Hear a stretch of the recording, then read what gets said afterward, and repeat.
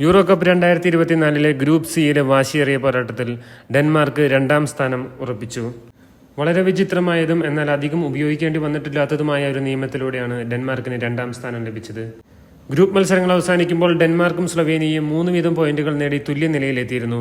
England ആദ്യമേ തന്നെ 5 പോയിന്റോടെ 1ാം സ്ഥാനം നേടിയിരുന്നു. പോയിന്റുകൾ തുല്യമായപ്പോൾ അടുത്തത് നോക്കുന്ന ഗോൾ ഡിഫറൻസ്, അതായത് അടിച്ച ഗോളുകളും വഴങ്ങിയ ഗോളുകളും തമ്മിലുള്ള വ്യത്യാസം, അതും തുല്യമായി തന്നെ അവസാനിച്ചു.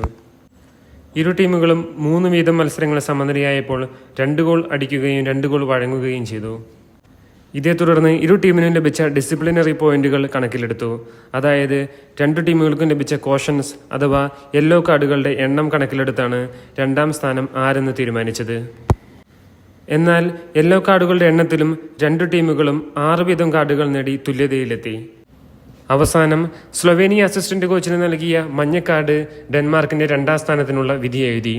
ആ കാർഡ് കൂടി കണക്കിലെടുത്ത് സ്ലൊവേനിയയ്ക്ക് 7 കാർഡുകൾ ലഭിച്ചതായി കണക്കിലാക്കി. അതോടെ ഡെൻമാർക്ക് 2ാം സ്ഥാനം ഉറപ്പിക്കുകയായിരുന്നു. ഗ്രൂപ്പ് വിന്നേഴ്സായ ഇംഗ്ലണ്ട് ഇനി ഗ്രൂപ്പ് ഡിയിലെയോ ഗ്രൂപ്പ് ഇയിലെയോ 3ാം സ്ഥാനക്കാരുമായി മത്സരിക്കും. റണ്ണേഴ്സപ്പായ ഡെൻമാർക്ക് വിന്നേഴ്സായ ഗ്രൂപ്പ് എയിലെ ജർമ്മനിയുമായി മത്സരിക്കും. 3ാം സ്ഥാനക്കാരായി ഫിനിഷ് ചെയ്ത സ്ലൊവേനിയ ഗ്രൂപ്പ് ഇയിലെയോ ഗ്രൂപ്പ് എഫിലെയോ വിന്നേഴ്സിനെ നേരിടും.